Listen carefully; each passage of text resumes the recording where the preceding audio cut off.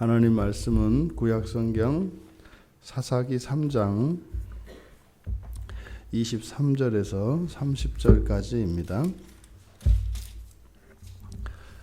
사사기 3장 23절에서 30절까지 우리 같이 한 목소리로 함께 읽겠습니다. 에훗이 나간 후에 왕의 신하들이 들어와서 다락문들이 잠겨 있음을 보고 이르되 23절요. 죄송합니다. 같이 읽겠습니다. 에훗이 현관에 나와서 다락문들을 뒤에서 닫아 잠그니라. 에훗이 나간 후에 왕의 신하들이 들어와서 다락문들이 잠겼음을 보고 이르되 왕이 분명히 서늘한 방에서 그의 발을 가리우신다 하고 그들이 오래 기다려도 왕이 다락문들을 열지 아니하는지라 열쇠를 가지고 열어본즉 그들의 군주가 이미 땅에 엎드러져 죽었더라. 그들이 기다리는 동안에 에훗이 피하여 돌 뜨는 곳을 지나 스이라로 도망하니라.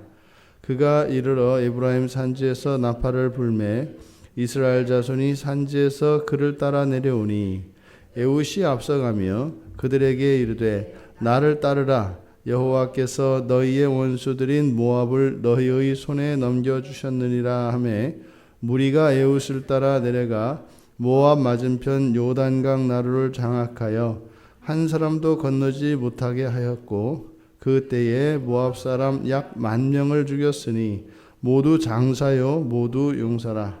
한 사람도 도망하지 못하였더라.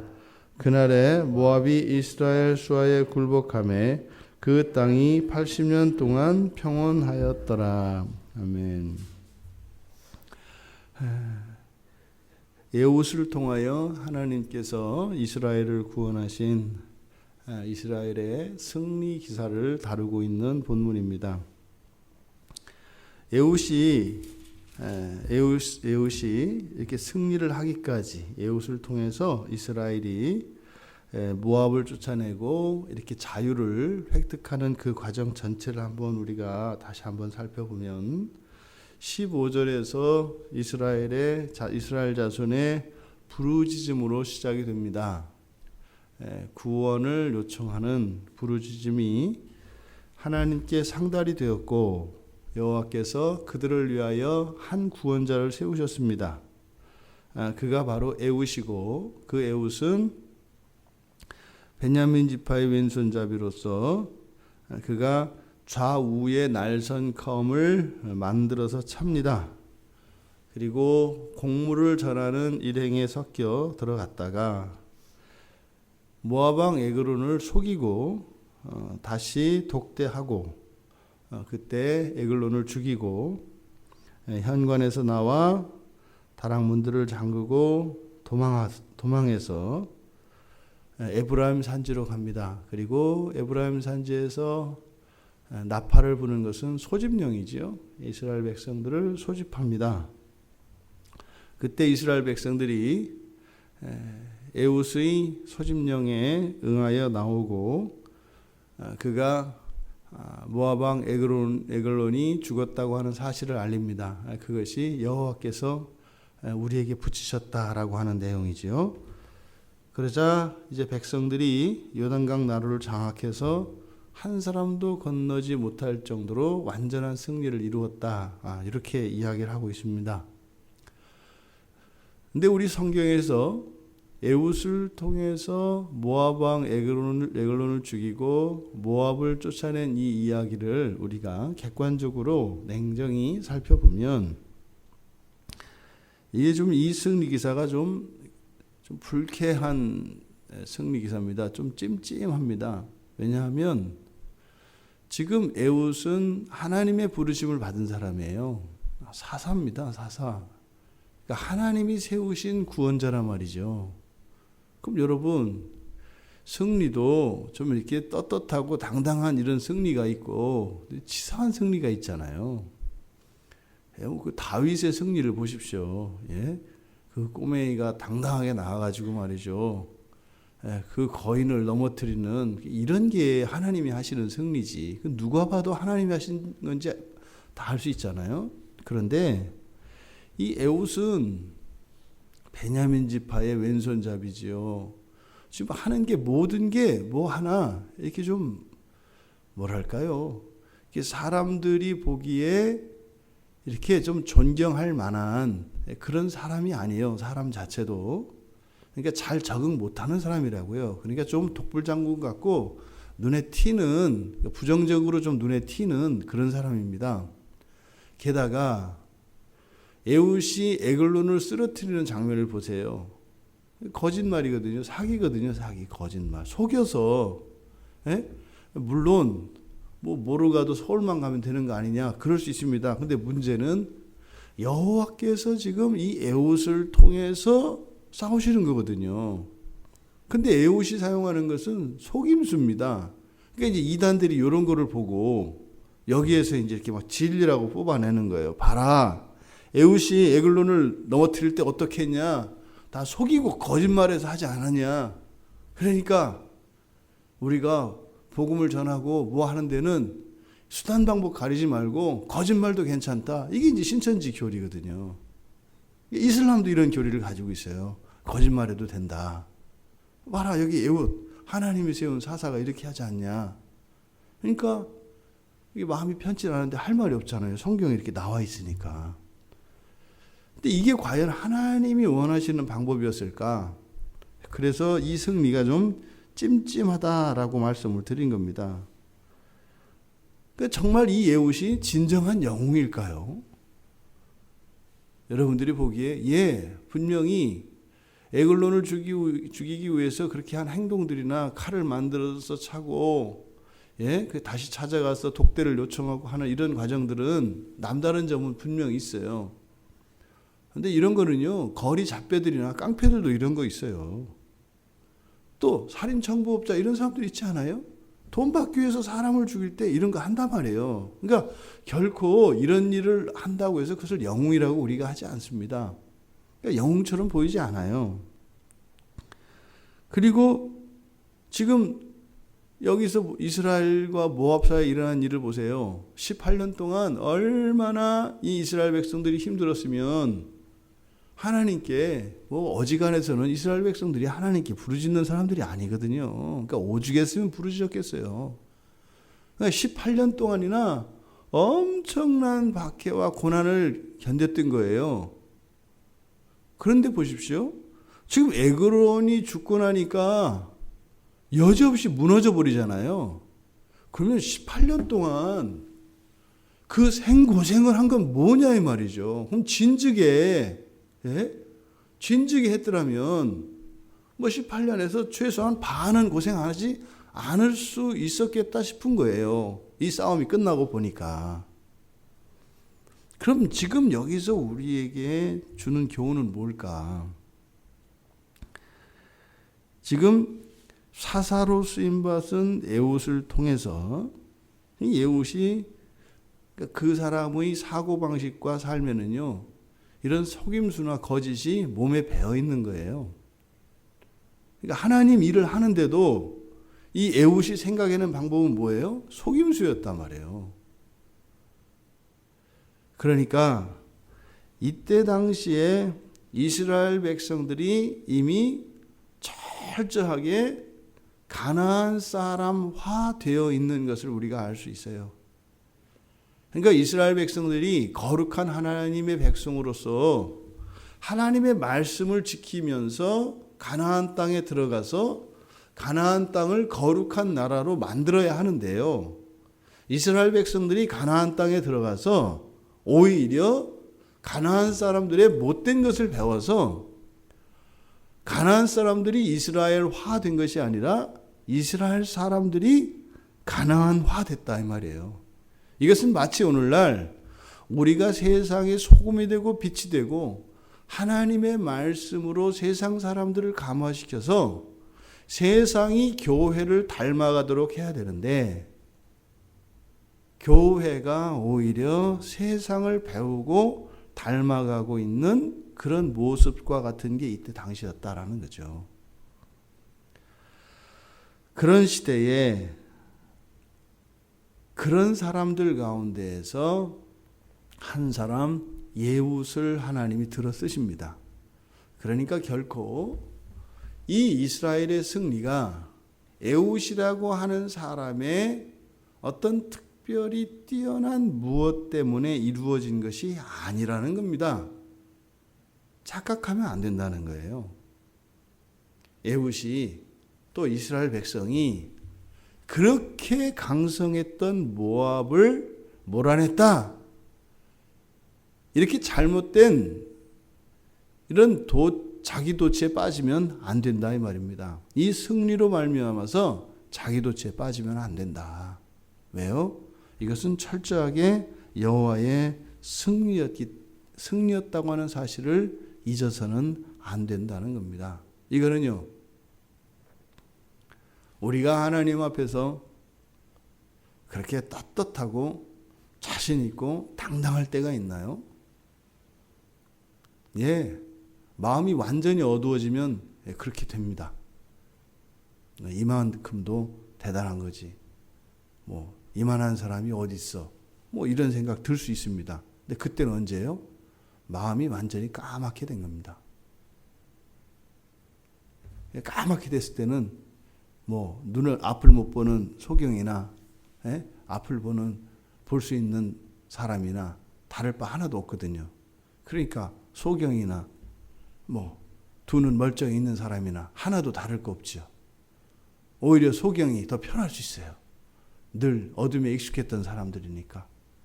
그러니까 내 안에 죄가 드러나지 않는 것은요, 완전히 죄가 덮어버리면 그렇게 뭐 내가 소망 없는 사람이고 뭐 그런 사람 같지는 않습니다. 단지 조금 요새 뭐 컨디션이 안 좋은 거고 이런 거지, 정말 하나님 앞에 용서받을 수 없는 죄인이거나 뭐 굳이 나 때문에 예수님이 십자가에서 죽으실 필요까지 있었을까, 이런 생각이 듭니다. 결코 에훗이 에그론을 찾아가서 죽인 것이 그의 용맹함이나 그의 지혜나 그의 담대함, 그런 거 아닙니다.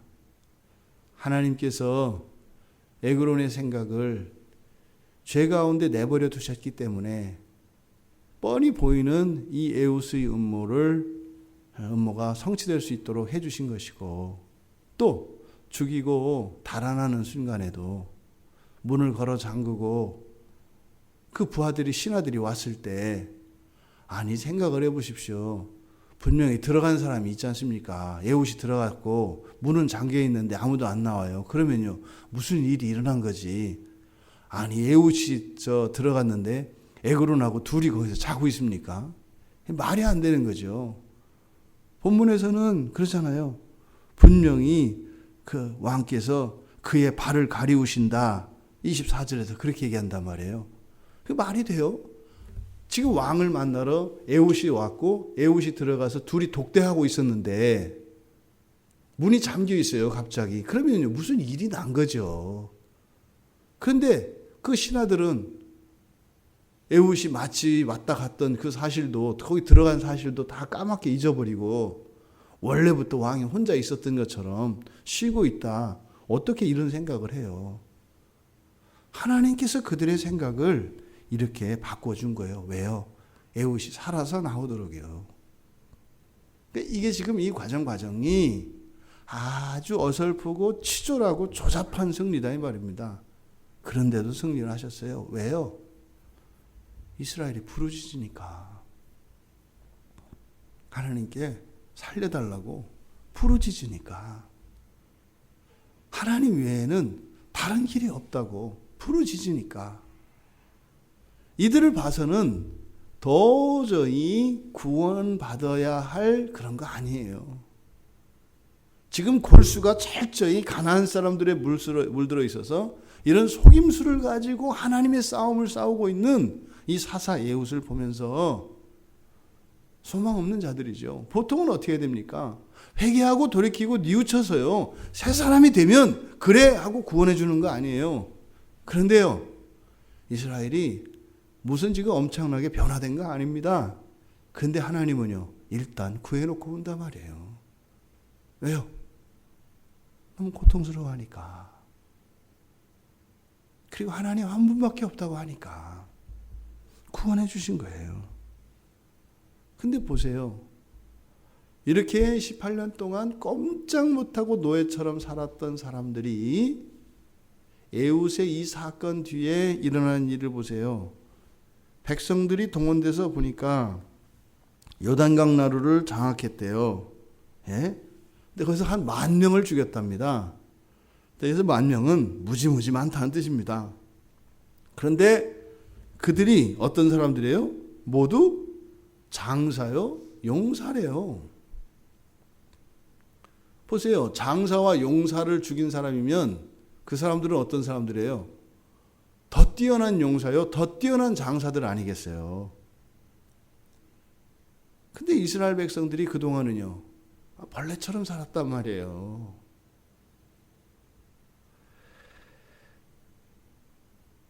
장사이기 때문에 승리한 것이 아닙니다. 더 큰 용사이기 때문에 승리한 것이 아닙니다. 하나님이 이기게 해주셨기 때문이죠. 그러니까요, 더 큰 장사, 더 큰 용사는 누굽니까? 이기는 사람인 거죠. 그런데 이기는 승리가 누구께 있어요? 여호와께 있죠. 그러니까요, 더 큰 장사가 되고 더 큰 용사가 되는 것은요, 하나님 편에 서는 자입니다. 지금 이 승리는 하나님의 승리입니다. 철저히 하나님께서 이루신 승리입니다.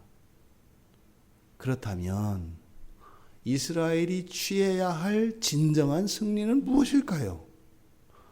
하나님께서 이 엄청난 승리를 안겨주셨습니다. 그 승리를 누리는 것은 이스라엘입니다. 하지만 이스라엘은 진정한 싸움을 싸우지 않았어요. 그러면 이스라엘이 취해야 할, 그리고 그들이 싸워야 할 진정한 승리는 무엇일까요? 가나안의 우상을 섬기며 가나안 사람들의 정신과 그 세계관을 배워서 몸에 밴 이런 습관들, 삶의 방식들, 이것들을 버리기 위하여 싸우는 치열한 내적 싸움을 싸워야 하는 것입니다. 하나님이 우리의 내면에서의 싸움과 우리 삶의 현장에서의 싸움을 동시에 다 싸워주시는 것은 없습니다. 하나님이 이렇게 우리의 삶의 현장에서 승리를 주시면 하나님께서는 그 승리를 힘입어 우리의 마음에서의 전쟁을 싸우도록 하십니다. 하나님이 먼저 승리를 주심으로 우리가 우리의 마음에서 죄를 죽이고 거룩하게 되어지는 진정한 승리를 맛보게 하십니다. 반대로 하나님께서 우리의 마음속에 진리로 각성시켜 주셔서 우리 안에 있는 죄를 발견하고 죄를 죽여주실 때가 있습니다. 하나님께서 말이죠, 어느 날 문득 이것이 하나님 앞에 끔찍한 죄라는 것을 깨닫게 하실 때가 있어요. 성경을 보고 설교를 듣고 기도하며 심지어는 그저 일상생활 가운데에서도 깨닫게 해주실 때가 있어요. 아, 이거는 하나님 앞에 죄였구나.